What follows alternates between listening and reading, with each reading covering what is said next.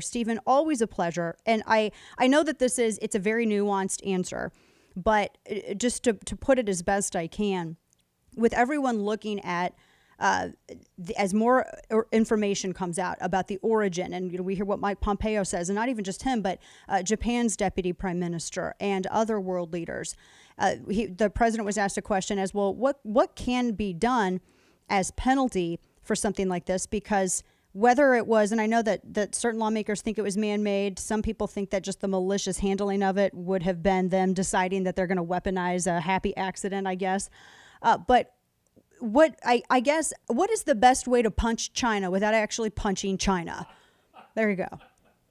Well, I think number one, I think our objective is to punch against the government of China without punching ourselves in the process. Yeah. Because we have, for better or worse, we've put a lot of our supply chain into the China market, and it's not an on-off switch. Factories don't pick up and move massive supply chains in an instant.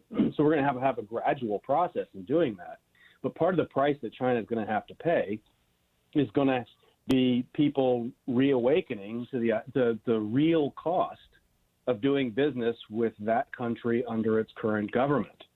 And one of the things the Communist Party has done its entire existence is to try to hide its communistness and pretend that it just represents Chineseness. And what people are seeing now is that the communism actually is the cancer. And their impulse to conceal and deceive and engage in political warfare it kills a lot of Chinese people, in addition to the people around the world in terms of how they handle this. Right. And in some ways, they may have killed the World Health Organization and the United Nations in ways that you and I and Jesse Helms couldn't have dreamt of. Yeah. Just in terms of just sheer incompetence and manipulation that's now undeniable for the wider world. So we're going to have a lot of different ways that they pay by us moving our supply chains, first and foremost. We now know medical is going to be high on that. Finance is going to have to be a part of it.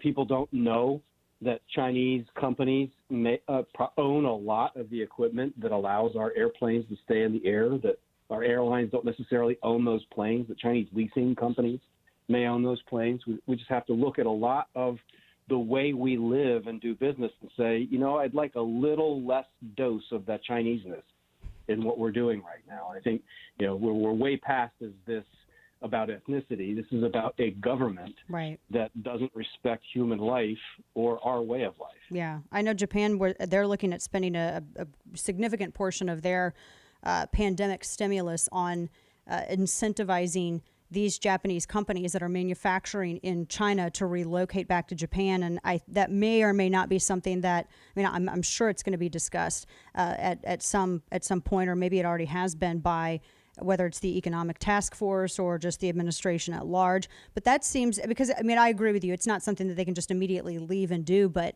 it is, I feel like that's getting lost in all of the partisan back and forth with everything, that should be the one thing that Democrats and Republicans can come to terms and agree on and say, this has to happen now, however it's incentivized. How would they even, if you were advising the administration, what would be the first thing the first step that they could take in order to start that transition?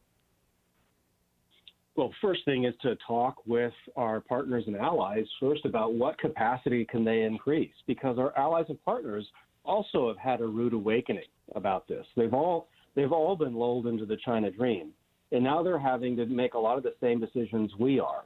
And so they may be open to different kinds of deals now that weren't on the table before, now that people have the true price of communism built into the market choice about where you put your facility. Right. But I think there's something really, really important that this administration is doing now that no other administration has done in my career, and that is speak directly to the Chinese people. And so we had the Deputy National Security Advisor, Matt Pottinger, give a speech in Chinese. I was just getting ready to bring that up. Yes. And it was flawless Chinese, and it was flawless on Chinese historical content in ways that were more sophisticated, educated, and on point than most Chinese officials could engage. So we've played on defense too long. We've allowed them to interfere in our politics, interfere in our companies and our universities and our media.